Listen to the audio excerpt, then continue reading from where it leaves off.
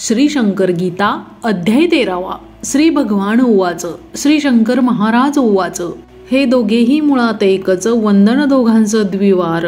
दोघे एकच हे विधान प्रख्यात पुरातन सनातन. शिवस्य हृदयं विष्णू, विष्णुस्य हृदयं शिवम. एका भक्तास महाराजांनी कुरुक्षेत्राचे युद्ध दाखवणी स्वतः श्रीकृष्ण होऊनी भगवद्गीता सांगितली. धर्माच्या व्यवस्थित घडीवर श्रीकृष्णाचा होत अवतार. धर्माची घडी विस्कटल्यावर अवतार महाराजांचा हो. दोघांनी सांगितले एकच, विश्लेषणात तरीही फरकच. सत्य कळणार रूढी टाळताच महाराजांचे सांगणे. आपण शिवलेला अमृत वाचता तशाच घटनांची ही शंकर गीता. दोन्ही ग्रंथांचा करविता असती महाराज शंकर. दिगंबर योगी राज यांस महाराज दीक्षा देत परमहंस. महाराज समाधी घेताच त्याच वेळेस इंदोर येथे प्रकटले. राजयोगी यांस महाराज म्हणती, माझी पूजा नैवेद्य कर आरती. नर्मदेस चाललो मजदे छाटी, राजयोगी पूजा करीत. महाराज राजयोगींना आज्ञा करत, माझे स्थान वाघोड असत. नोकरी सोडून हे सांभाळ स्थान, घटना समाधी नंतरची. शुभराय महाराज मठात, शुभरायाची गादी असत. अनुग्रह देऊन गादीवरती बसवित, परंपरा ही असेच. परी अनुग्रह विना गादीवर बसवित. जनार्दन बुवास पिताजी सांगत, याला अनुग्रह देण्यास येणार आहेत महान अवतारी पुरुष. जनार्दन बुवा पूजा होते करत, एक व्यक्ती देवघरात शिरत. गोंधळ झाला कोण आत जात, दोघे गुप्त झाले. श्रीपाद श्रीवल्लभांचे जे स्थान असत, त्या कुरवपुरच्या भुयारात दोघे प्रकटून आत शिरत. महाराज साक्षात प्रकटले. मांडीवर बसवून जनार्दनाला तारक मंत्राचा अनुग्रह दिला. अपूर्व अगदी योग्य हा भला, धन्य जनार्दन झाले. महाराज जनार्दन बुवास बोवा म्हणूनच संबोधित. बोवा नेहमी महाराजांचं मालक म्हणत आदरे. महाराजांची अत्यंत प्रीती शिष्य जनार्दन बुवावरती. बुवामुळेच अनेकांना लाभती शंकर महाराज पहावो. ज्ञानेश्वरास पांडुरंगांनी स्वतः दिली समाधी. जनार्दन बुवास स्वतः समाधी महाराजांनी दिलीच. जनार्दन बुवांचा अधिकार यावरून स्पष्ट होतो तर. धन्य जनार्दन शंकर, धन्य शुभराय मठ तसा. एका रविवारी जनार्दन बुवांनी धनुर्मास करण्याची ठरवणी महाराजांची संमती घेऊन निमंत्रिले सर्वांस. यावेळी सोलापुरात शंकराचार्यांचा मुक्काम असत. त्यांनाही केले निमंत्रित, बोलावणे गेलेच. शंकराचार्य आपल्या स्थानात पार्थिव पूजा होते करीत. जे उपचार ते पार्थिवावर वाहत अदृश्य होऊ लागले. माझे उपचार कोठे गेले, अंतर्ज्ञानाने मग त्यांना कळले. माझे उपचार जाऊ लागले महाराजांच्या पदावर. मठात महाराजांच्या चरणावर कोठून येतात हे उपचार. भक्त पाहती हा चमत्कार, शंकराचार्य आलेच. आपण पार्थिव पूजा जी केली ती महाराज चरणावरती आली. शंकराचार्यांनी प्रत्यक्ष पाहिली, निवेदन केले सर्वही. बऱ्हाणपूरचे वैदिक शास्त्री, त्यांना नव्हती संतती. सांगता महाराज त्यांना म्हणती, चल रे शास्त्री मज संगे. दोघे गावाबाहेर जात, चाल चालूनी शास्त्री थकत. चहा पिढीची त्याला तल्लप होत. डोंगरावर दोघे थांबले. महाराज टाळी वाजवीत, एक मुलगा चहा आणीत. बिडी बंडल आगपेटी असत, 2 कप बशा किटलीही. 2 कपांचीच किटली असत, दोघांना तो चहा देत. शास्त्रीस आणखी हवा असत, चहा अमृत तुल्य हो. महाराज सांगता मुलास, हवा तेवढा दे शास्त्रीस. 3 कप पिता म्हणे बास, बिडी घेतली शास्त्रीने. डोंगरात चहा कुणी आणला, तो अमृततुल्य का वाटला. शास्त्री 3च कप चहा का प्याला, एकच विडी का उडली. याचा संदर्भ पुढे कळाला. चहा महाराजांनीच आणला, प्रसाद होता म्हणून वाटला, अमृततुल्य चहा तो. शास्त्रीस 3 मुले झाली, नंतर एक मुलगी जन्मली. चहा पुल्लिंगी म्हणून मुले झाली, मुलगी विडी श्रीलिंगी. हिवाळ्याचे होते दिवस. महाराज म्हणाले जनार्दन बुवास, मी खोलीत बसतो शौचास, थंडी फार वाजते. खोलीच कुलूप लावून ठेवा, घाण मुळीच काढू नका. 15 दिवस कार्यक्रम असा महाराजांचा चालला. पुढे 15 दिवस ठेवली खोली बंद. महिनाभर खोली बंद असत. एकदा एक महारोगी येत. जनार्दन बुवास म्हणाला, मला देवीचा दृष्टांत झाला, जावे शुभराय मठात सोलापूरला. शंकर महाराजांच्या दर्शनाला म्हणून आलो इथे मी. महाराज म्हणाले बुवा त्यास, त्या कुलूप लावलेल्या खोलीत नेऊन कपडे काढून सर्वांगास उटी तेथील लावावी. बुवा त्याला तैसे करती. रोग्यास लाभली रोगमुक्ती, शरीरास आली दिव्यकांती. युक्ती कैसी महाराजांची. 15 दिवस हिंदू मुसलमानात मुंबईत तीव्र दंगा चालत. भक्त मोटार कारखानदार श्रीमंत महाराज होते त्याकडे. मध्यरात्री महाराज म्हणाले, आपणास आता जावयाचे. महम्मद अली रोडने पुढे. गाडी काढ बाहेर. दंग्याचा जो रस्ता असत तोच रस्ता महाराज सांगत. ड्रायव्हरसह सारेच घाबरत. गाडी निघाली वेगात. मुसलमान जमले गाडी अडवीत. महाराज सर्वांना दरडावत. सरकामच जरुरीचे काम असत. परत येताना भेटेन.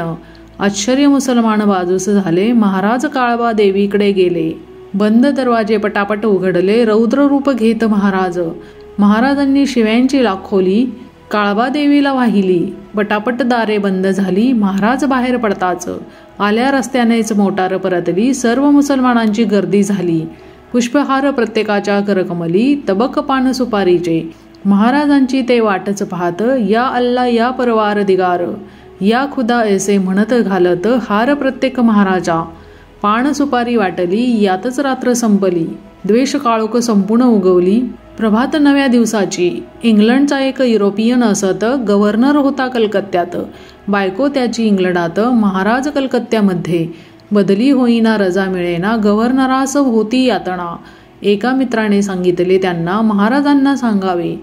गव्हर्नर महाराजांस विनंती करी, मी माझ्या जाईन घरी. 7 वर्षे झाली पुरी. एकटाच येथे असे मी. बायको माझी एकटी. घरी जुरत असेल माझ्यासाठी.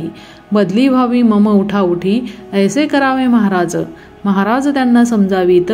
अरे तू इथे असे आनंदात. बदलीचा विचार न आणि मनात. गव्हर्नराला पटेना.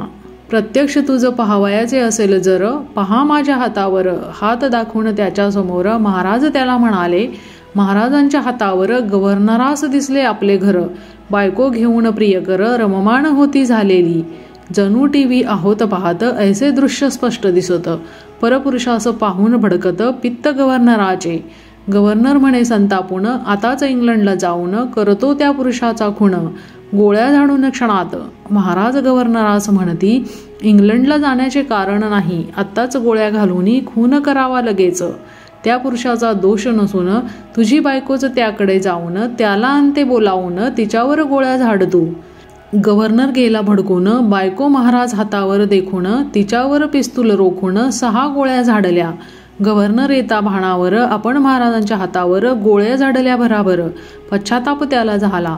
क्षमा मागितली महाराजांस. पाहता महाराजांच्या हातास कसलीच खून न दिसली त्यास. चकित झाला गव्हर्नर. त्याला दुसऱ्या दिवशी तार येत. आपल्या बायकोचा खून होत. खुनी 6 गोळ्या झाडत शोधात आहोत खुनीच्या. महाराजांनी सांगितले तसेच अगदी घडून आले. पिस्तूल हातावर झाडले. बायको मेली घरात. गोळ्या घालूनही हात अगदी तसाच असत. गव्हर्नर झाला चकित. पाय धरी प्रभूचे. भस्मे घेऊन महाराजांस बसवीत पहा शौचास. महाराजांच्या विष्टेस सुगंधी अगदी येत असे. विष्टेस ही सुगंधी येत. त्यामुळे भस्मे चकित होत. महाराज त्यांना सांगत, शुद्ध असावा मनुष्य. जेव्हा अंतर्बाह्य शुद्धता असत तेव्हाच विष्टेस सुगंध येत. ऐसी शुद्धता ती सतत टिकवून ठेवली पाहिजे. महाराजांच्या या वचनावरून आपले अंतःकरण घ्यावे सर्वांनी तपासून. किती शुद्ध आपण. एक भक्त करुण नमस्कार. माझे काम केव्हा होणार. विचारी महाराज म्हणती सत्वर. मी मेल्यावर होईल. भक्त मग चौकशी करीत. महाराजांचे वय किती असत. काम होण्यास महाराज कधी जात. हाच ध्यास भक्ताला. मग महाराजांना वय विचारत. महाराज रागाने ओरडत, वेड्या तुझ्यातील मी जेव्हा मरत तेव्हा काम होईल. या भक्तासारखेच भक्त आपण सारे आहोत. काम होण्यावर आपली नजर असत. प्रज्वलित मी ठेवून. काहीही हो महाराजांचे काम व्हावे आमचे. वादळ अशा विचारांचे सतत चाललेले असतेच. आपल्यातील मी चिरंजीवी करीत असतो यज्ञ सतत. सांगण्याचा काम नाही होत हक्क काय आपणा. नुसते मीही आपण न सोडित. श्रद्धा भक्तीचा पत्ताच नसत. वासनांचा धुमाकूळ चालत कैसे महाराज कळतील. महाराज काशी क्षेत्रात बुटासह महादेवावर बसत. पुजारी त्यांना हाकलून देत. महाराज गेले नदीवर. पुजारी जाता मंदिरात. मंदिर गरगर असे फिरत. मंदिरात पुजाऱ्यास जाता न येत. घाबरून गेले अत्यंत. जो महादेवावर होता बसून त्याला आपण दिले हाकलून. त्याचाच परिणाम हा असून खात्री पुजाऱ्यांची झाली. हुडकू लागले सगळे त्याला. गंगेवर नावेत तो दिसला. शरण गेले वदती त्याला महाराज क्षमा करावी.